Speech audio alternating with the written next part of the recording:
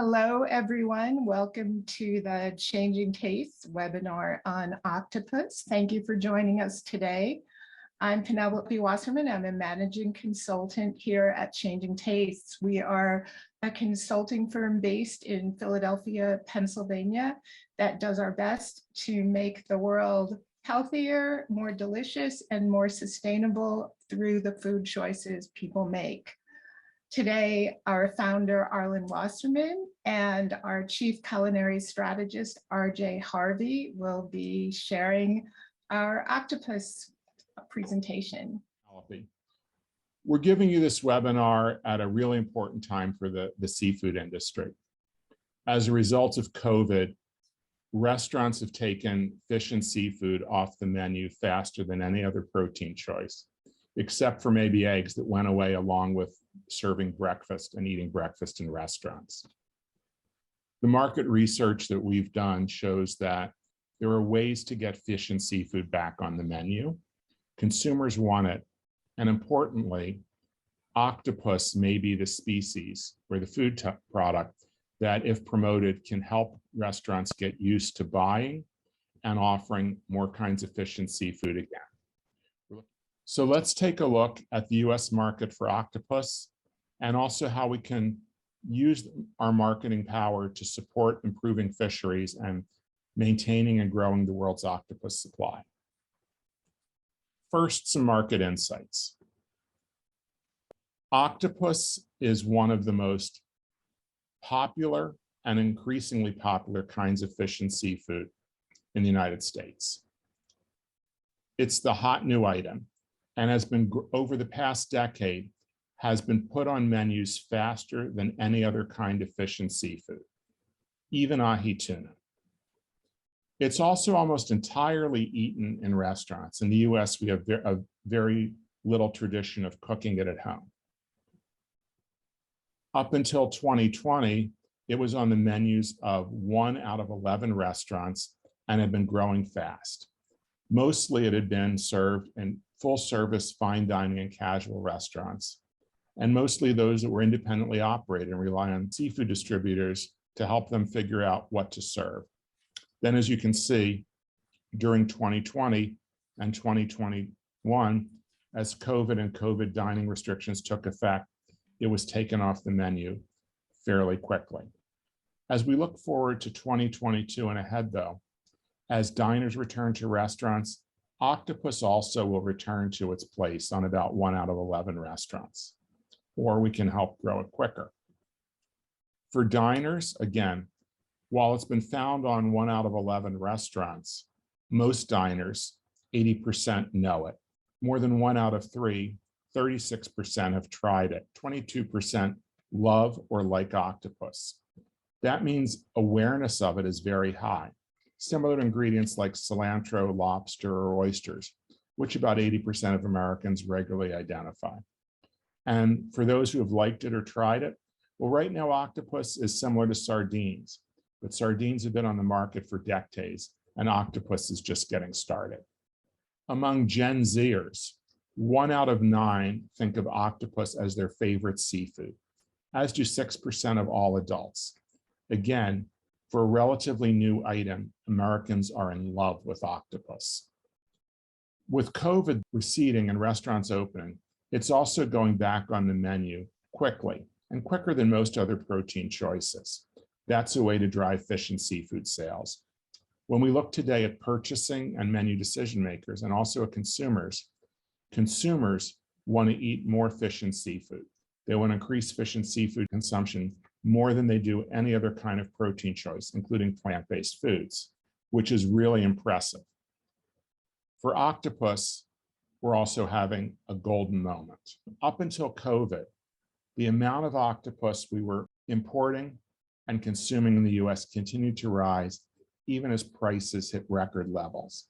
So when we think about the momentum we have coming out of COVID, octopus is well positioned to grow on the menu and also lead the way for returning fish and seafood.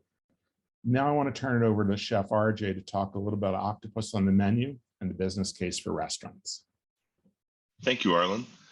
The restaurant industry is nearly approaching a $1 trillion industry. And there's a huge opportunity for Octopus to be menued and featured at restaurants. Not only do restaurants lead food trends, but they also inspire tastes and different flavors amongst consumers. So let's dive into the business case for restaurants to menu more Octopus. First, I want to tantalize you with a few different types of octopus prepared in a myriad of different ways around the globe. How about plancha grilled octopus with pimento whipped potatoes? Or even a Thai quinoa salad with nak cham marinated octopus. There's even smoked octopus with chimichurri in South America. And then we also have charred octopus with romesco sauce, a classic in Mediterranean flavors. And we also are going to finish off with some citrus braised octopus paired with potatoes, olives, and fennel. No matter how you prepare octopus, there are a myriad of different types of flavors that can accentuate this wonderful seafood delight. Octopus is going on menus faster than any other seafood choice, and COVID did not interrupt this trend, especially when eating out, even in takeout and delivery instances. Octopus has continued to grow in popularity and is #1 on trend, and it is a relevant seafood option for menus. When we look at the types of preparation that octopus encompasses, you'll see that octopus is perfect for a variety of culinary teams. Octopus is the type of protein that can be prepared ahead of time and then finished a la minute, whether that be on a plancha, a grill, or even done in a fryer. It's well suited for this post-COVID era culinary talent with a variety of different types of disciplines and also techniques. It comes in frozen in most instances and is not perishable, and it's easier to cook than ever before thanks to the freezing of it. Gen Zers absolutely love octopi, and it works really well for takeout and delivery models, whether it be for sushi, whether it be for rice bowls, or whether it be for any other type of topping for a salad or even a center of the plate entree. But how do we market octopus to chefs? This is extremely important when we're trying to figure out what chefs are putting on their menus and why it is so important to instruct chefs on various cooking techniques of octopus. Moreover, how do we educate chefs on the various species of octopus that take different types of cooking preparations? This is going to be more important now more than ever. Recently, we conducted one of the largest blind taste studies amongst a group of diverse chefs that this industry has seen.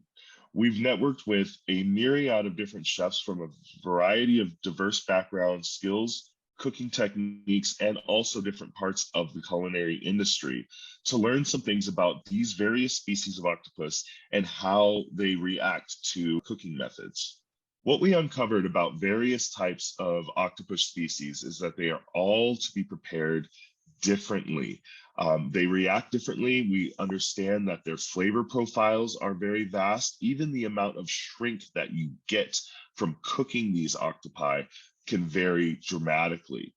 We also uncovered that the flavor of various octopus species differs depending on their diet and also where they're harvested in different portions of the world.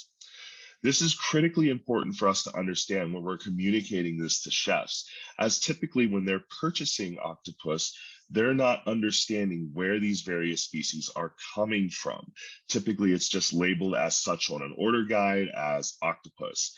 So by us understanding that different species of octopus not only have different flavors, different textures, and different shrinkage profiles, when cooking them, we can explain to chefs how to suitably prepare octopus from various parts of the world, meaning that we can decrease the amount of overfished octopus that are more common on restaurant menus. What this does is this tells the story and helps us cook for sustainability. There are smaller fisheries around the world that are sourcing octopus and really taking sustainable fishing practices into account when it comes to harvesting these various types of octopus. If we can specifically teach chefs how to menu these various types of octopus for different parts of the world on their menus accordingly when they are in abundance. This will help us cook for sustainability. Let me give some examples of what this might look like when we're looking at various species of octopus. For example, the size of the octopus doesn't denote the age of the octopus. It actually denotes various species. So when we look at smaller species of octopus, these are all across the foods from Latin America. Here we have represented Peru in an octopus ceviche.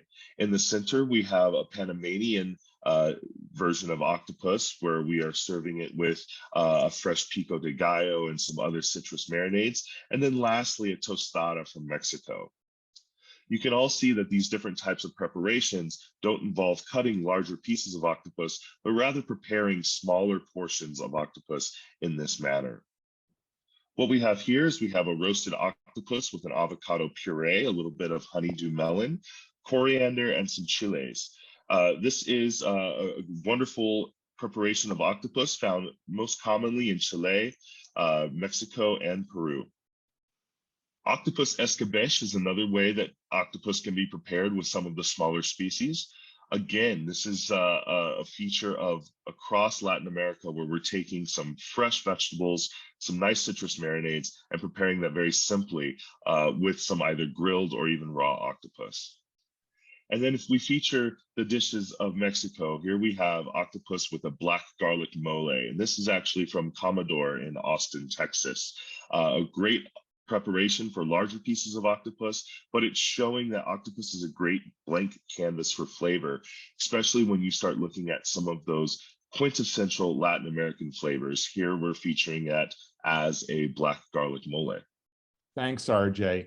You shared with us a lot to think about or chew on. That octopus from different parts of the world mature at different sizes, are harvested in different ways, some more sustainable or responsible than others.